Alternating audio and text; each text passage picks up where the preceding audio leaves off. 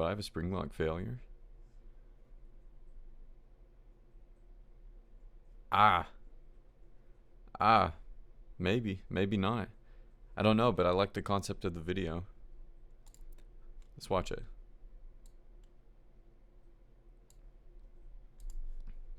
Person. You won't have to buy any separate suits for the people, so you'll end up saving money.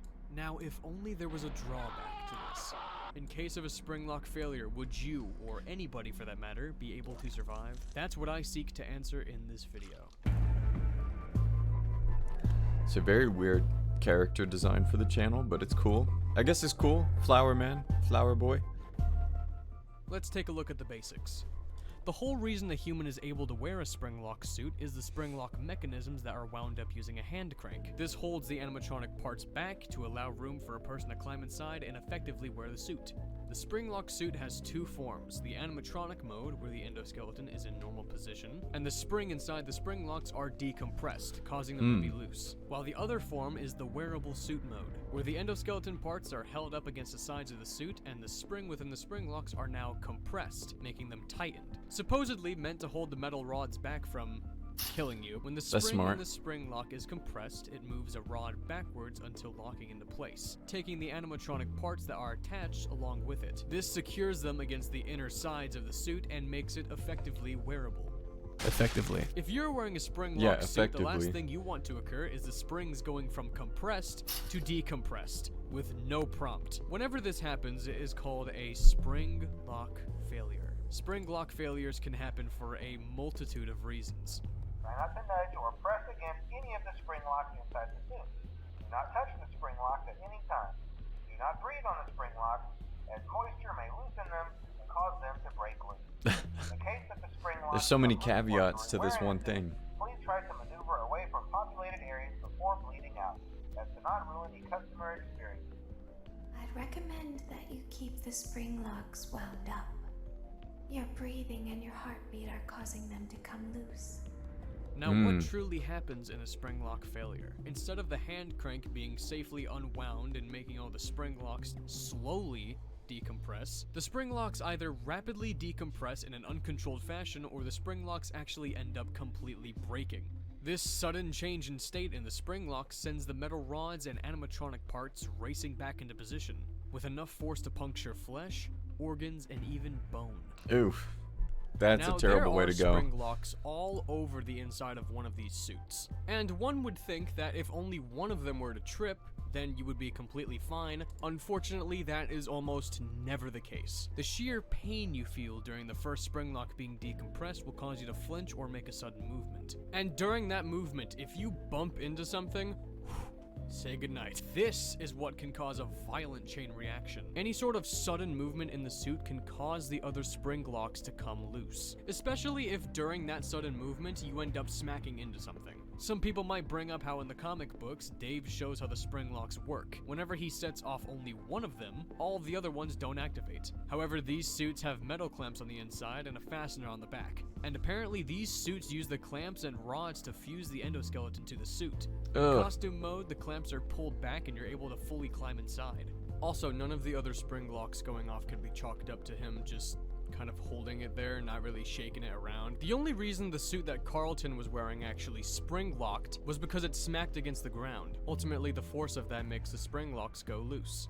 Though it does seem like the suits from the books and the suits from the games are vastly different. They do share some similarities, like for example, if you touch the Springlocks, they can come undone. Five Nights at Freddy's book. Chances are, whether you're wearing either or suit, if you slam it against the ground or any sort of solid surface, the Springlocks will have a very high chance of coming loose. It's also mentioned that it's very hard to set off the Springlocks unintentionally, so if you're like walking around or something, unless the suit has not that's your gone fate. through That's proper terrible. maintenance.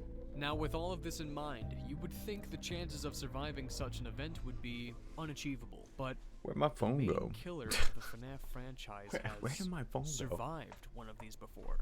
No, I'm not talking about Springtrap. I'm Shoot, talking about it's this. somewhere. I don't even Dave know where Miller, it's also at. known as William Afton, actually survived a Springlock failure. Since there is no official or clear answer to this, there have been a lot of speculations as to what led to his survival. I pointed out earlier how the suits in the books are vastly different from the ones in the game. And since the ones in the books have a fastener on the back, this increases his chance of survival. Also, his springlocking could have happened in public, where he would have gotten immediate aid from those around him. Others point out how he has scars on his arms and torso, and a little bit on the back of his neck, but none on his face. So he most likely wasn't wearing the mask of the suit. Why are they going for like psychotic Joker vibes with him?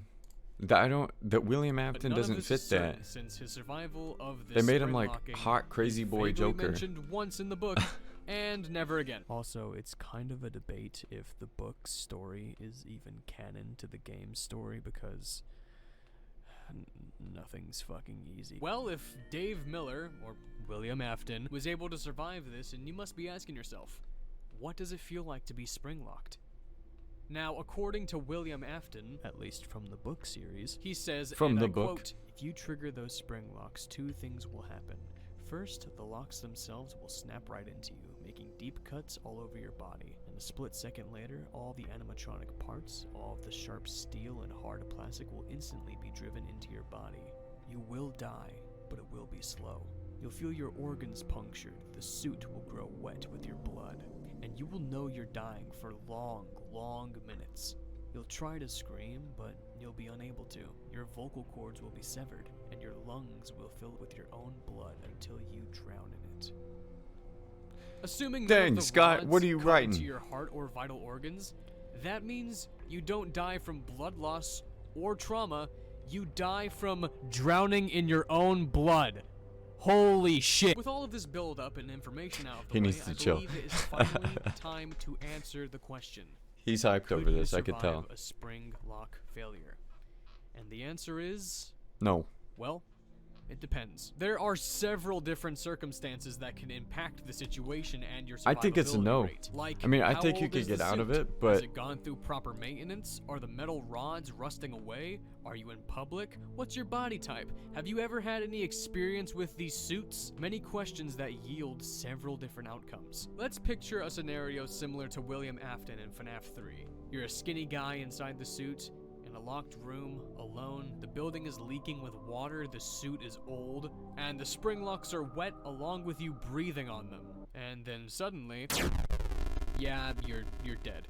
No one is around to help, and since it's just an old suit, it's probably super sensitive to any kind of movement. Once the spring locks start going off, your best bet is to just hope that one stabs you in the heart. Also, I know Afton is experienced with these suits. He should have seen the water leaking from the goddamn ceiling and hitting the suit, but you've got to realize that he was probably horrified seeing all these ghost children. He definitely was not thinking clearly when he put on that suit. But let's put up they're gonna an have to alternate, do more, they're gonna have to do something in the movie to censor that or to make it like less crazy, because that's gonna be too positively lit violent. scenario. You're in public, the suit is not old and has had proper maintenance. You're experienced with these suits, and the building that you're in isn't leaking water. Chances are, if a couple of spring locks You're come dead. loose, then you'll I have think you're people dead. around you to help you out with the suit. I think we've answered the videos. You're dead. You're dead. Incredible Saga, the very best and worst of Pixar. Okay, wow. That's a lot. That's an AI done picture of Rick Grimes. You kidding me? That's an AI picture of Rick Grimes. Are you kidding me?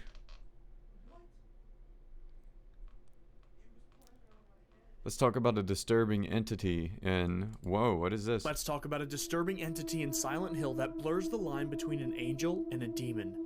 Valtiel. Valtiel's name basically means God's servant, and that's exactly what he does.